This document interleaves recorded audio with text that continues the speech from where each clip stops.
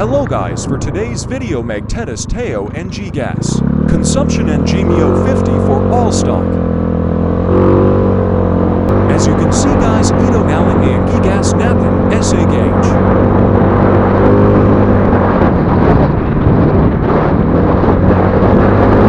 Magpa gas muna Teo guys NG 100 tignan natin, kung along liters.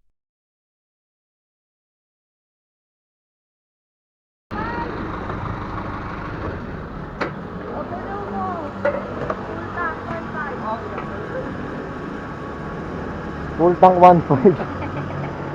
Sakto nga sa bibig yung iba pag sobra sa tangke.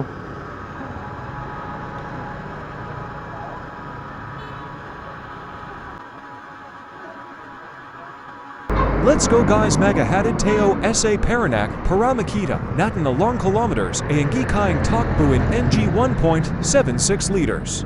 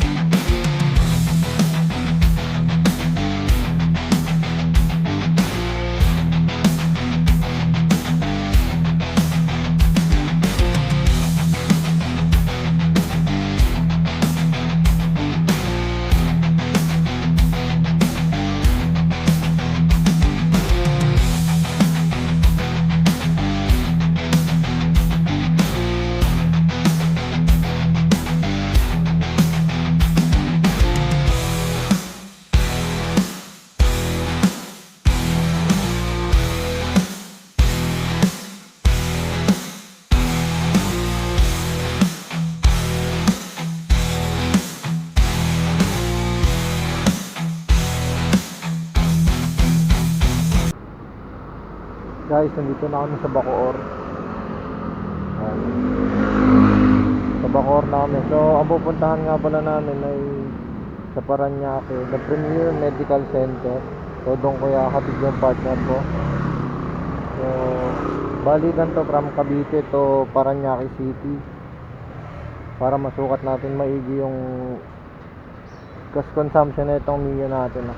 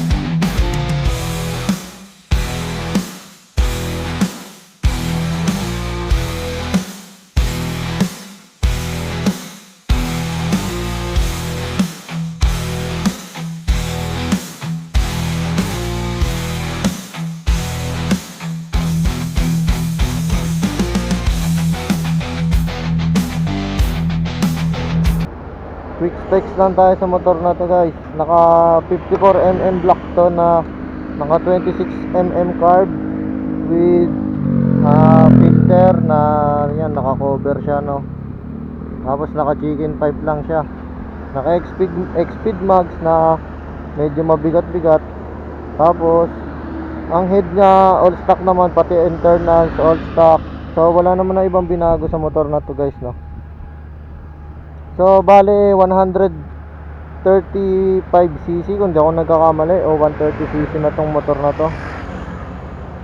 So kino-compute natin yung gas consumption nito kung matipid ba sa gas ang kargado o hindi. So mamaya malalaman natin guys kung anong resulta ng experiment natin. Kasi sabi ng iba kapag kargado daw automatic malakas sa gas. Kapag malakas ang makina, automatic malakas din sa gas. So tatry lang natin to guys na para lang malaman natin kung totoo nga ba na malakas sa gas ang mga kargado. So, konting information lang guys, hindi nga pala gumagana yung ating speedometer. So, hindi tayo magbabati sa kilometer reading nito. So, gagamit tayo ng Google Maps para malaman kung ilang kilometers yung tinakbo natin, lahat-lahat, o gaano kalayo yung matatakbo natin dun sa 1.79 liters ng gasolina na pinakarga natin, no? So, nandito tayo ngayon sa C5. Yan, pauwi tayo ngayon ng Cavite ulit. So, mamaya babaltaan ko na lang ulit kayo kapag naubos na yung gasolina natin, tapos kukumpute natin.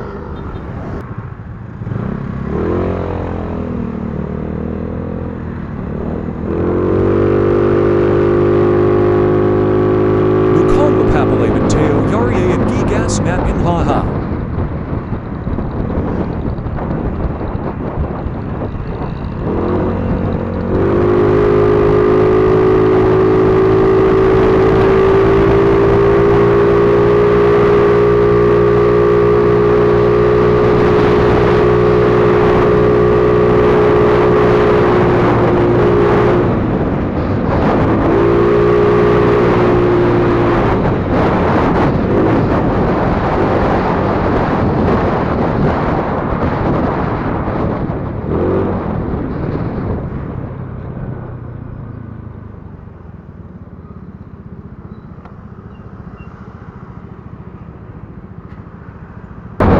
So guys, nandito na tayo sa Samana. Papasok tayo ng Lancaster. Dito kasi ako dumadaan pauwi sa amin eh. So ito yung daanan namong bypass. Thank you. Ito yung daanan ng bypass na papuntang Lancaster guys.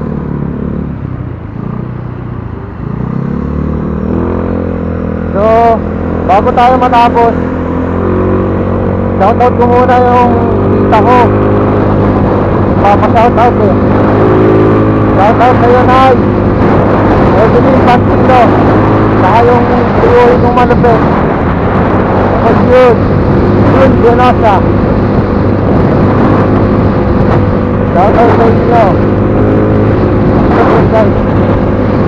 Ito yung bypass na yun.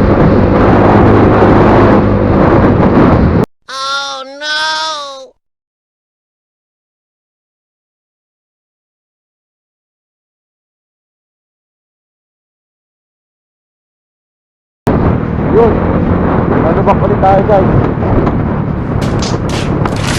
Ang galing. Lagi tayo nalulubak. Ang galing. Shoutout din pala dito sa may-ari na motor na to, sa kapatid ko, Paul Bryant Binosa. Yan, nasa vlog na yung motor mo na nalubak. Shoutout sa'yo. So guys, ayan natin o. Yan.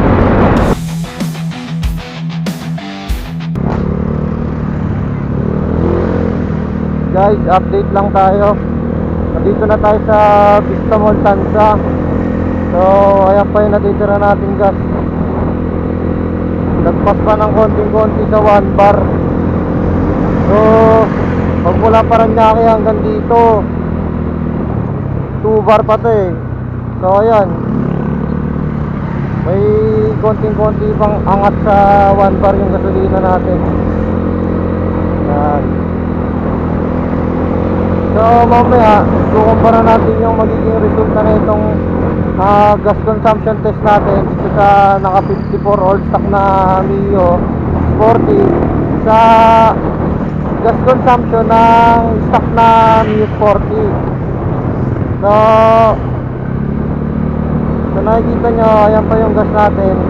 Malapit na tayo dun sa bahay. Hindi ako nagkakamali mula dito. I think mga 8 kilometers na lang o 6 kilometers. So update ko na lang kayo guys kapag naubos na tong gas natin. Siguro abot pa to hanggang sa Pagsundo eh.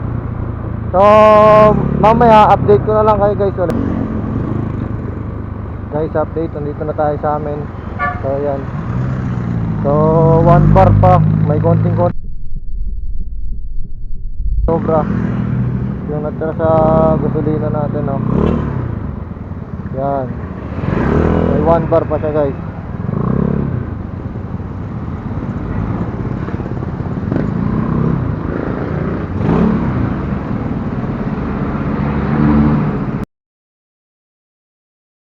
Ko Nabahala Humus God.